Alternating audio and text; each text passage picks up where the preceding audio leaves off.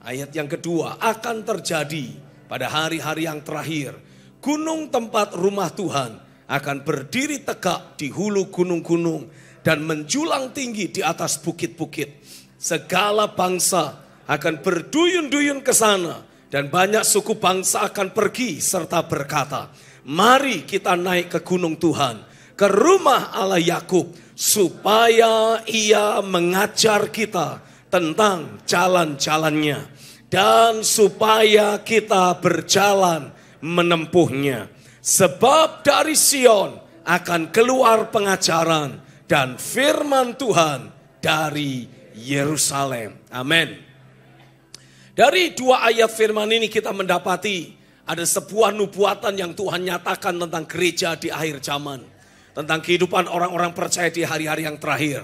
Saya percaya ketika Tuhan terus bekerja dengan menggunakan firman dan rohnya untuk membangun kehidupan kerajaan dalam hidup kita. Ya, kita dibawa terhubung dengan realita kerajaannya. Tujuannya tidak lain adalah agar hidup kita dibedakan di antara orang-orang lain. Diistimewakan di antara semua orang yang ada di bangsa-bangsa. Tuhan membawa kita, katakan Tuhan membawaku. Dipromosikan naik jauh lebih tinggi dari semua yang lain. Nubuatan firman menegaskan pada hari-hari yang terakhir, gunung tempat rumah Tuhan akan berdiri tegak di hulu gunung-gunung. Tuhan akan membawa gerejanya, Tuhan akan membawa setiap orang percaya jauh lebih tinggi dibanding yang lainnya. Setuju, amin?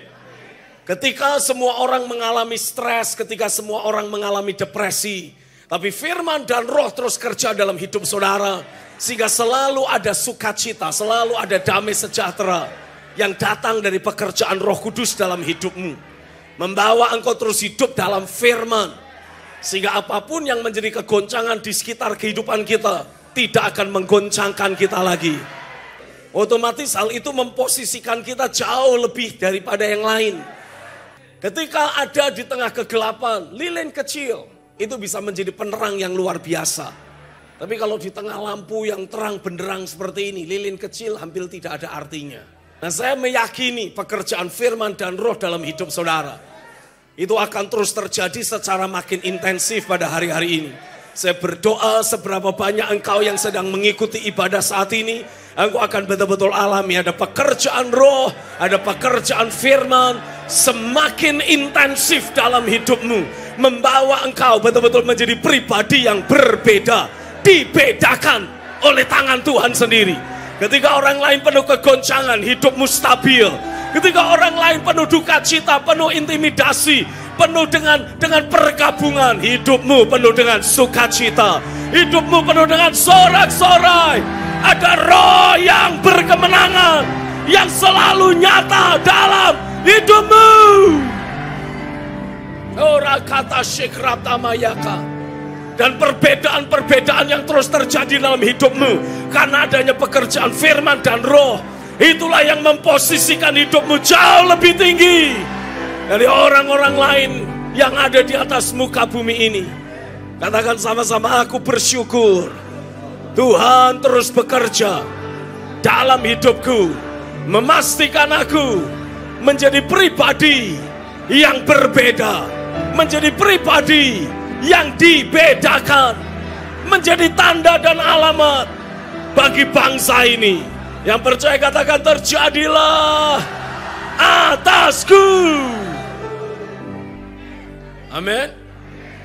Alkitab menuliskan dalam Mazmur pasal yang pertama, berbahagialah orang yang tidak berjalan menurut nasihat orang fasik. Sampai sejauh ini ada banyak orang-orang fasik yang dilihat sukses oleh banyak orang. Itu sebabnya ada banyak orang meminta nasihat. Ya sebetulnya niatnya bukan minta nasihat sama orang fasik sih.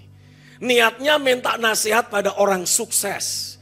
Tapi masalahnya kesuksesan yang ada mereka raih dengan cara yang fasik. Sehingga ketika orang yang sukses tapi fasik ini memberikan nasihat, tentu saja nasihatnya nasihat kefasikan. Nah, kita memberikan penegasan dengan jelas.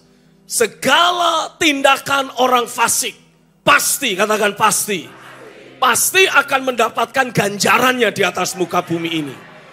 Jadi kalau Alkitab menubuatkan dalam kitab Wahyu bahwa Tuhan akan menghancurkan sistem Babel.